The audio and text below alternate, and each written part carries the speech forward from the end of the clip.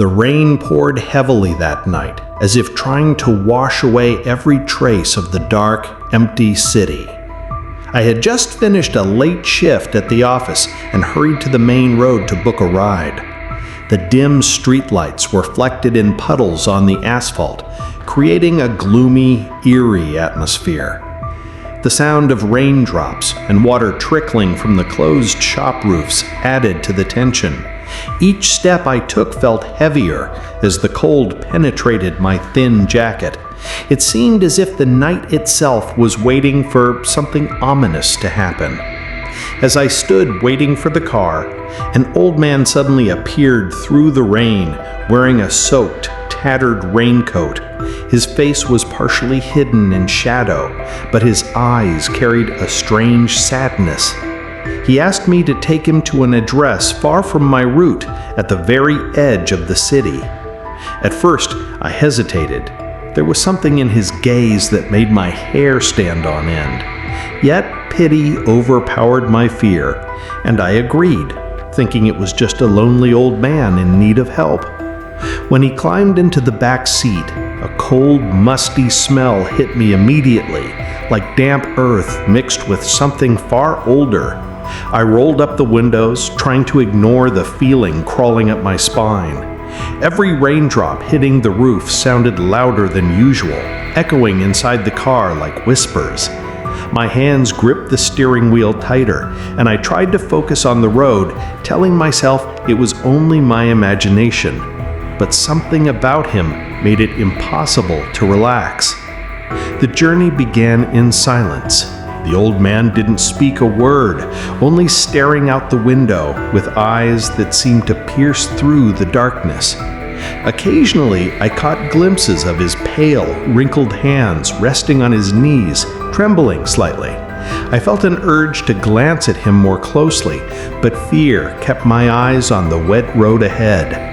Every shadow along the roadside seemed to stretch toward the car, and I could feel the temperature dropping inside the vehicle as if the rain had brought a piece of the grave with it.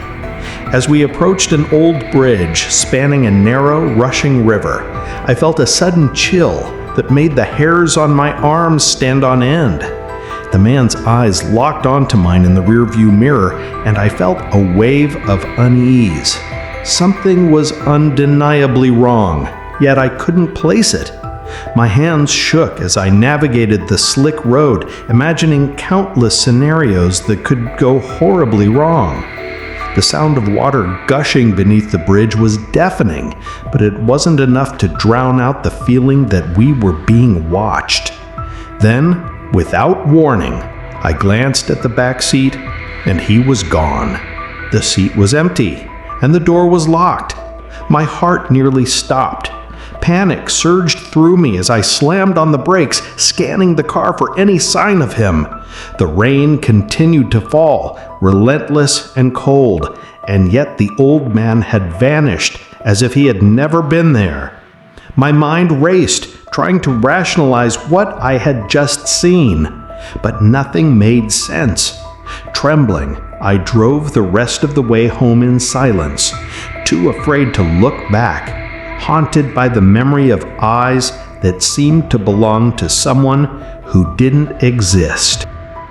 The next day, I couldn't shake off the memory of the old man disappearing from my car. Every sound seemed amplified, every shadow suspicious. Even during daylight, the city felt different, heavier somehow.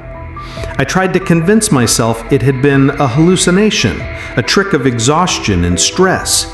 Yet, a deep, unsettling feeling lingered in my chest.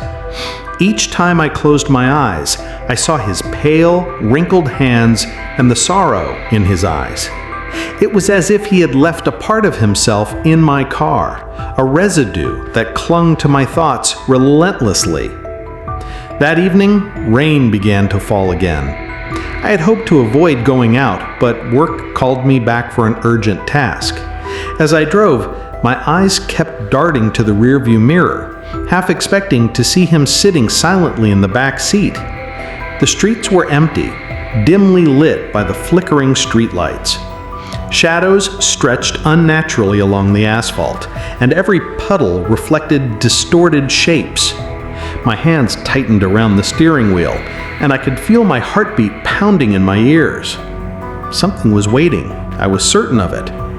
Halfway through my route, my car suddenly slowed for no apparent reason. I glanced at the dashboard and saw no mechanical issues, yet the engine felt sluggish, as if a weight pressed on it. Then, from the corner of my eye, I caught a movement behind me. A dark figure standing under the streetlight, motionless, staring directly at me. My stomach dropped. I wanted to swerve, to flee, but something paralyzed me. It wasn't the rain. It was him.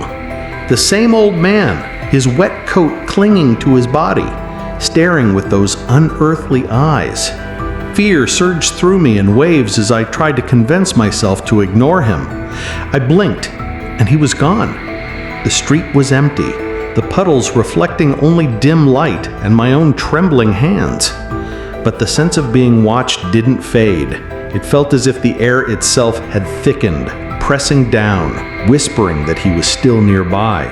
My mind raced with questions I didn't want answers to. How had he appeared so suddenly? How had he vanished just as quickly? And most terrifyingly, why did I feel he was never truly gone? By the time I arrived at my destination, my body was drenched in sweat despite the rain outside. I parked the car and forced myself to step out, telling myself that confronting normality would restore my sanity. Yet the moment my feet touched the wet pavement, I heard the faintest creak of a door, the exact sound a car door makes. I spun around, but the parking lot was empty. No cars, no people, nothing. My breath caught in my throat, and a cold shiver ran down my spine. Something was undeniably following me, waiting for the right moment to make itself fully known. That night, sleep was impossible. Every shadow in my apartment seemed to move. Every gust of wind rattled the windows with a voice. I kept imagining him appearing in the corner of the room, just watching, silently, waiting.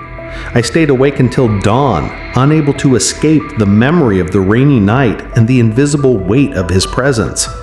And as the first rays of sunlight crept through the blinds, I realized with a sinking heart that the old man's visit was only the beginning. Whatever he was, it wasn't finished with me yet.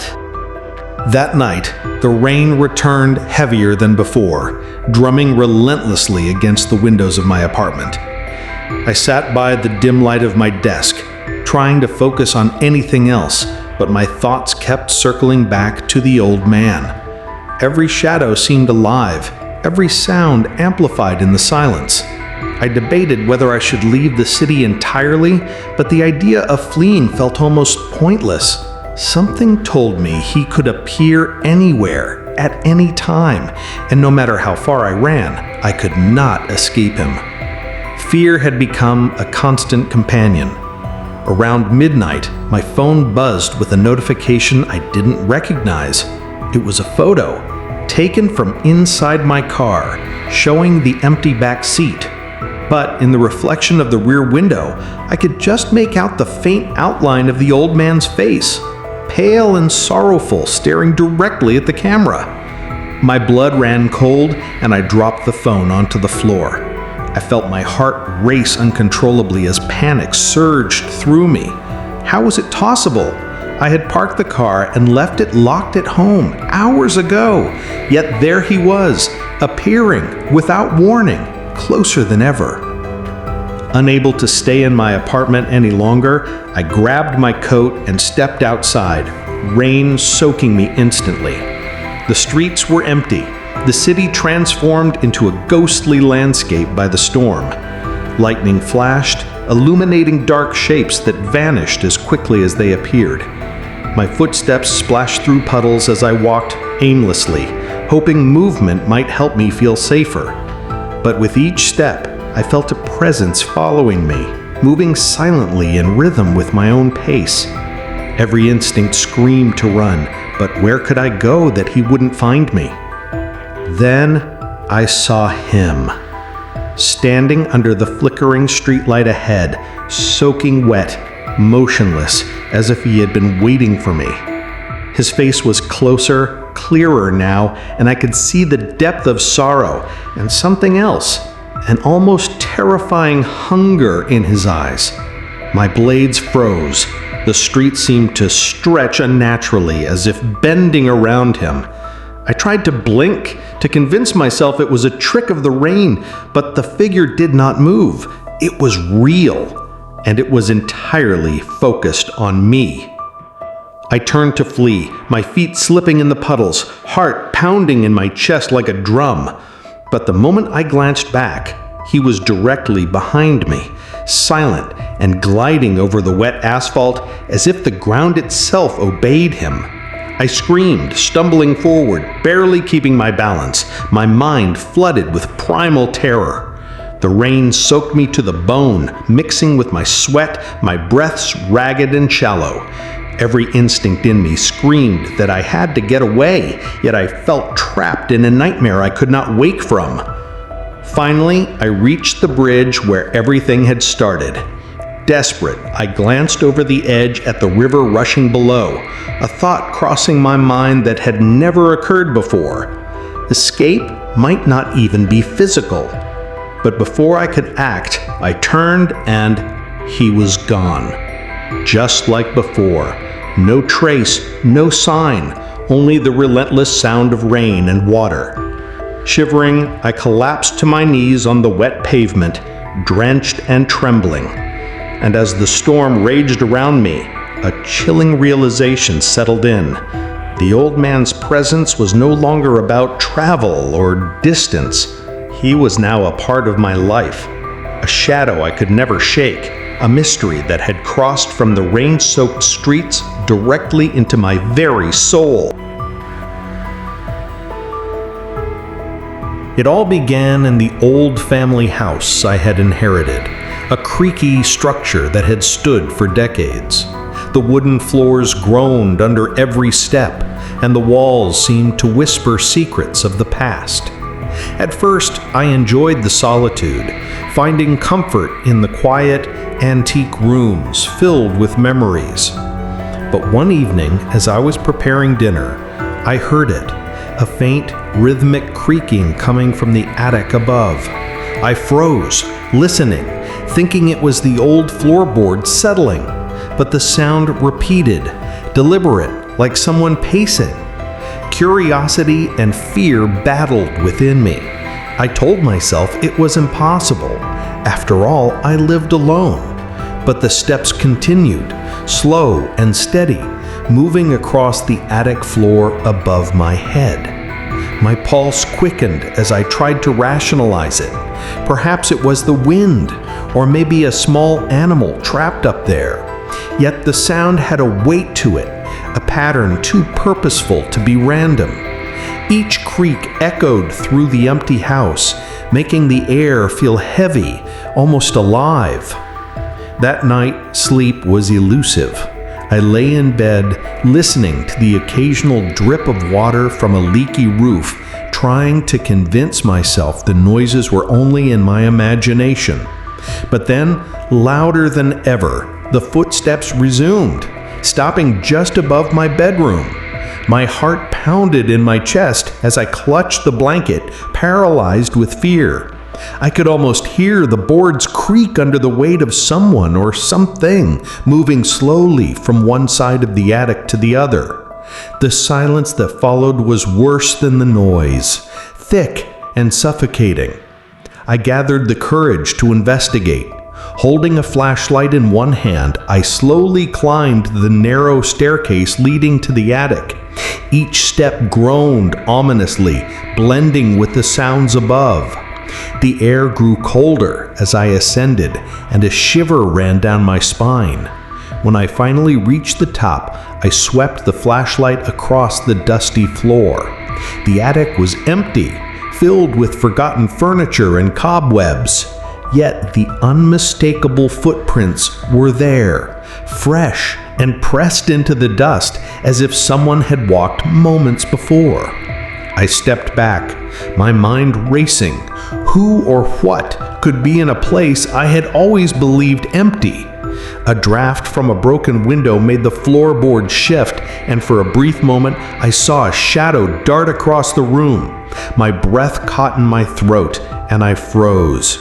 The feeling of being watched was overwhelming, pressing down on me like a physical weight. I wanted to leave, but fear of the unknown kept me rooted in place, staring at the empty attic floor that should not have had any footprints at all.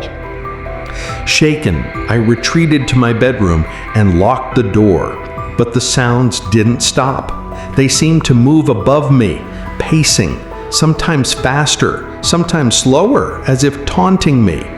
I lay awake for hours, staring at the ceiling, hearing the soft creak of boards shifting in the darkness. The house, which had once felt like a sanctuary, now felt like a trap. Something was up there in the attic, something that didn't belong, and it was aware of me. Sleep was impossible, and the night stretched endlessly, the steps above never letting me forget I was not truly alone. The following night, I tried to ignore the attic, telling myself it was just the house settling. But as darkness fell and the wind began to howl outside, the footsteps returned, louder this time, heavier and impossibly close. My pulse raced as I lay in bed, staring at the ceiling, every muscle in my body tense with fear. It felt like the air itself had thickened, pressing down, making it hard to breathe. Every creak of the attic floor above me made my stomach churn, as if the house itself were alive and watching. I couldn't resist any longer. Clutching a flashlight, I crept toward the attic stairs. The beam of light flickered across the old wood, illuminating cobwebs and the shadows of forgotten belongings. The closer I got, the colder the air became, biting through my clothes like icy fingers. I paused halfway, straining to hear. The pacing above me had stopped. The silence was unbearable, and a strange, almost musical whispering drifted down from the attic. It wasn't words I could understand, just a soft, sinister murmur that made my skin crawl. Summoning every ounce of courage, I climbed the final steps and pushed open the attic door. The flashlight scanned the room, dusty trunks, old chairs, and stacks of forgotten belongings. Nothing moved.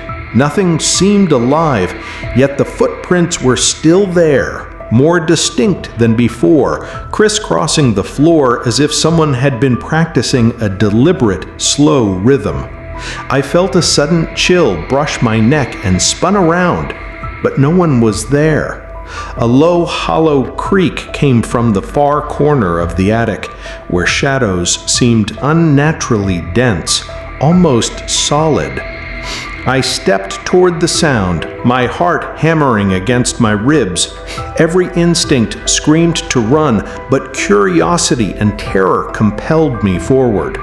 The shadows seemed to shift as I moved, twisting with a life of their own. I reached out to touch one of the corners, and the air grew icy, my breath visible in the beam of the flashlight. Then suddenly a loud thump echoed, as if someone or something had landed on the floor right in front of me. The room was still, the only sound my frantic breathing, yet the feeling of being observed was overwhelming. I stumbled back, heart racing, and turned to leave, but the door slammed shut on its own, trapping me inside. Panic surged through me, a wave of pure fear as I tried to open it, jostling it with all my strength. My flashlight flickered violently, casting distorted, dancing shadows on the walls. And in the darkness, I saw it, a faint figure, hovering just beyond the reach of the light, pale and indistinct, but unmistakably there. Its presence pressed on me like a weight, and a sense of ancient, malevolent intent radiated from it, freezing me to the spot. Hours seemed to pass, though it might have been minutes, until the door creaked open slowly on its own. I fled, stumbling down the stairs, drenched in sweat and shaking uncontrollably. Outside my room, the house was silent once more, but the feeling of being followed persisted. Every corner of the old home seemed imbued with a watching presence, and I realized with a sinking heart that whatever haunted the attic had not left. It was patient, waiting, its footsteps a persistent reminder that I was never truly alone in that house. That night, the house seemed different. Every creak, every whisper of the wind against the walls felt amplified, almost deliberate. I couldn't shake the feeling that the attic had grown alive while I slept, its shadows stretching into corners I hadn't noticed before. The footsteps returned, heavier, slower, more purposeful. Each step echoed in rhythm with my pounding heart, a sinister lullaby that promised something horrifying awaited. I lay in bed, frozen, unable to move, certain that the unseen presence was watching me, learning my every breath. I knew I couldn't stay passive any longer. Clutching a flashlight and a heavy broom for protection, I approached the attic stairs. The air grew icy as I ascended, carrying a metallic tang of something old and decayed. The shadows on the walls danced and twisted as if alive, stretching toward me. My hands trembled, yet I forced myself upward, determined to confront whatever haunted this space. The moment I pushed the attic door open, the temperature dropped sharply, and the room was swallowed by darkness thicker than any night I had ever known. The footprints crisscrossed the floor, fresh and distinct, as if someone or something had been pacing relentlessly, anticipating my arrival. I shone the flashlight across the room, revealing glimpses of old furniture draped in dust and cobwebs, but no visible figure. Then I saw it. A pale, shadowy silhouette at the far end of the attic, partially obscured by darkness, motionless yet undeniably present. Its eyes glowed faintly, sorrowful but filled with something else, an intent that was impossible to describe, a silent demand for attention that made my blood run cold. I lay in bed, frozen, unable to move, certain that the unseen presence was watching me, learning my every breath. I called out, voice trembling, asking who or what it was. The room remained silent except for the soft creak of the floorboards beneath the invisible weight of its presence. Then a whisper, so faint I almost doubted my ears, a voice that carried sorrow, anger, and an ancient knowledge. It didn't speak words I could understand, but the meaning was clear. This house, this attic, and perhaps I myself were now entwined with it. My stomach churned as I realized that the entity was not just haunting the space, it had claimed it, and I had intruded into a realm I could not leave unscathed. Suddenly, the figure moved, gliding toward me with unnatural speed. The air became oppressively cold, and my breath came out in visible clouds. I stumbled backwards, the broom dropping from my hands, but it didn't stop. Shadows stretched across the room like black fingers reaching for me. In a panic, I threw myself against the attic door, slamming it shut and bolting down the stairs. My heart raced, every beat echoing like a drum in the silent house. Even after escaping, the sense of being followed did not fade. It lingered in the shadows, in the corners, in every room I entered. The nights that followed were unbearable. Sleep was impossible, for every creak, every whisper of the wind against the walls reminded me of what was up there, waiting. I realized with a chilling certainty that the attic's presence had become a permanent part of my life, a malevolent companion that would not relent. I moved furniture, tried rituals, even considered leaving the house, but it didn't matter. It had claimed me, and the haunting would continue, pacing above me with invisible steps, whispering in the darkness, a constant reminder that some things are never meant to be alone and some presences are eternal. It all started in my new apartment, a place I had just moved into, eager for a fresh start. The first few nights were peaceful, quiet except for the usual city noises outside. I was alone, enjoying the solitude after years of noisy roommates. But one night, as I was scrolling on my phone, my landline rang unexpectedly. The number was unfamiliar, and a strange chill ran down my spine. Hesitant, I picked up the receiver, expecting a misdial. Instead, there was only breathing on the other end. Slow, heavy, deliberate. I thought it was a prank, maybe someone testing me, so I hung up and tried to shake it off. But the feeling of being watched didn't leave me. The breathing continued, even after I had returned to scrolling my phone. My heart raced as I considered whether to call the police, but what could I say? Someone is just breathing on the other end of my phone? It sounded ridiculous, yet the fear in my chest was very real. I turned off the landline, hoping that would end it. Minutes later, my cell phone buzzed. A notification appeared showing an incoming call from an unknown number. I hesitated, my fingers hovering over the screen. Slowly, I answered, and froze.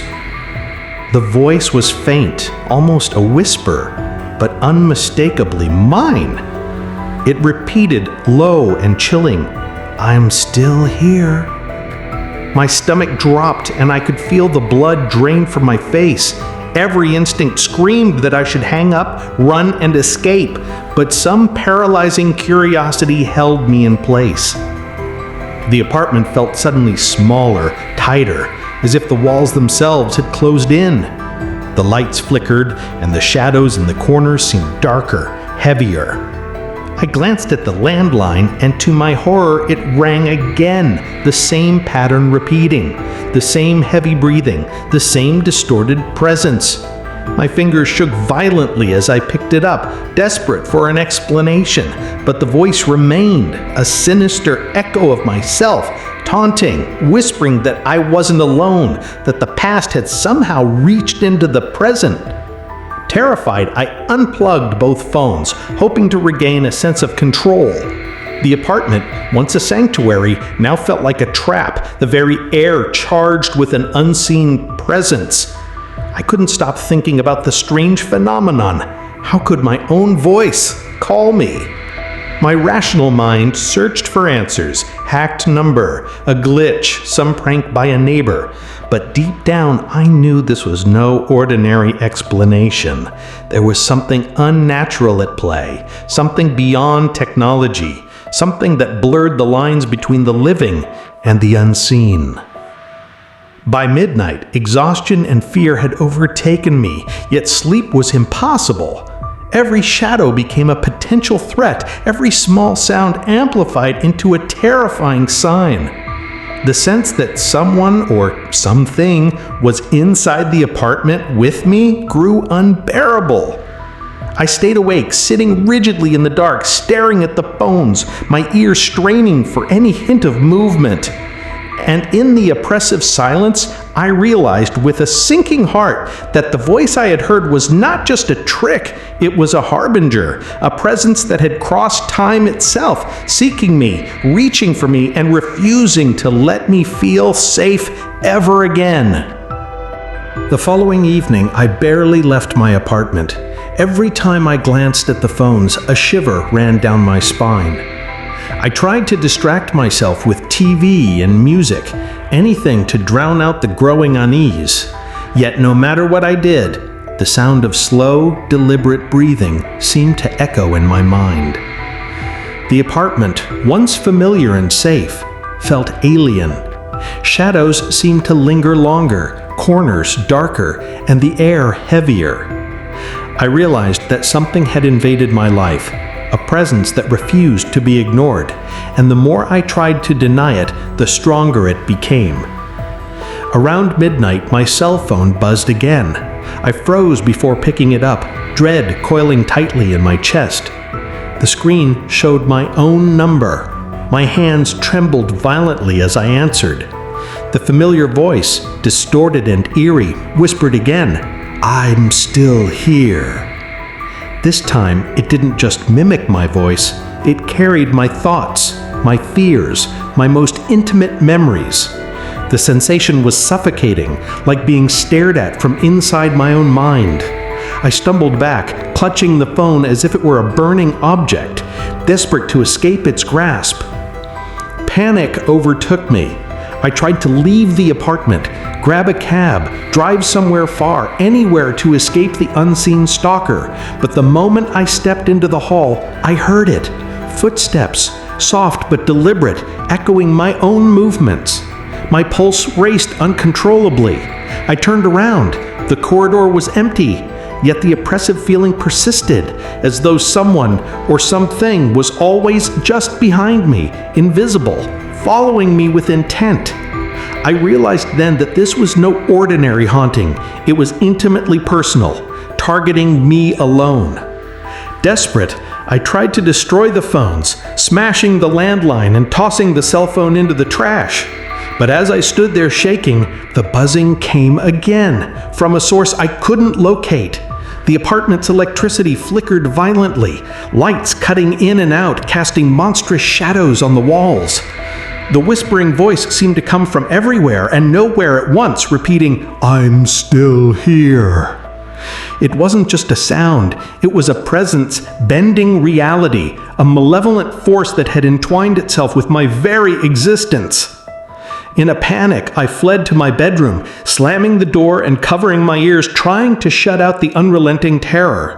But even behind closed doors, the whispers infiltrated, low and insistent, growing louder each second.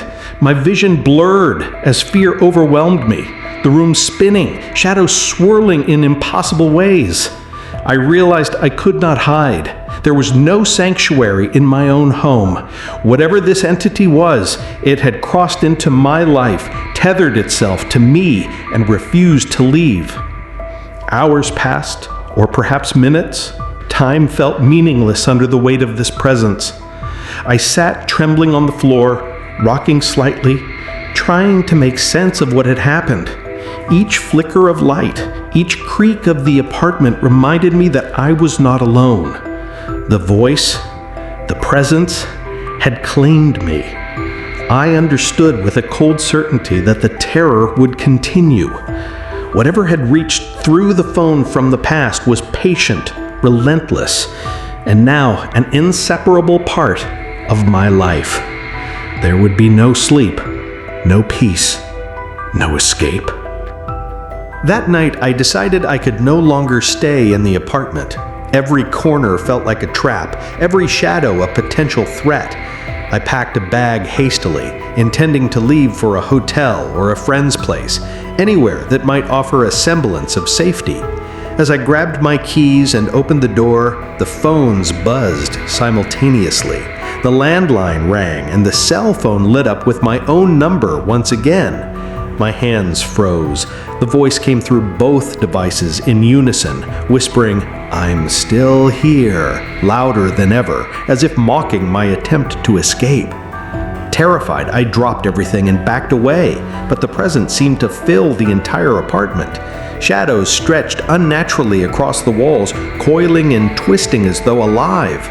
I could feel its gaze burning into me, relentless and invasive.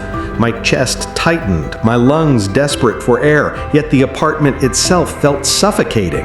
Every instinct screamed that running alone wouldn't save me, that the entity had already tethered itself to my essence. The very walls seemed to pulse with an ominous life, echoing the sinister voice in every creak and groan. In a moment of blind desperation, I hurled both phones out the window into the rain-soaked street below. The buzzing stopped, and for a brief, heart-stopping second, silence returned.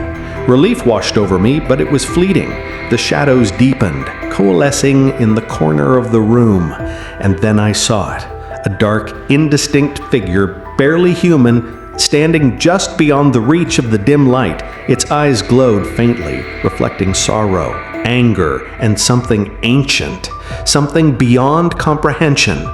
Frozen, I watched as the figure moved toward me, gliding rather than walking. My mind screamed to flee, but my legs refused to obey. The air around me grew icy, and a low, hollow whisper filled the room, repeating my own name. It wasn't just a presence anymore. It was alive, aware, and it wanted me to know that there was no escaping what it had found in me. I stumbled backward, crashing into furniture, my heart hammering violently as the entity glided closer, silent except for the soft, sinister hum that filled the room. Then, as suddenly as it appeared, the figure paused and faded slightly, its form becoming mist-like, barely visible. The voice softened, still chilling, but now almost sorrowful. "You cannot hide from what you carry." My body trembled uncontrollably, and I collapsed onto the floor. I realized with a sinking dread that this was not a passing haunting. It had chosen me, entwined itself with my very being, and nothing I could do would sever that bond. The presence had crossed from the past into the present, and it would follow me indefinitely. Morning finally arrived, gray and overcast, but the terror had not lifted. The apartment seemed normal in daylight, yet I knew it was a fragile illusion. The entity had not left. It was patient, waiting for nightfall to resume its whispers, its mimicry, its invasion of my mind. I now lived with a constant awareness, an unshakable tension that I could never ignore. The phone calls, the breathing, the shadows, they were part of my life, an eternal reminder that some connections, once made, can never be undone.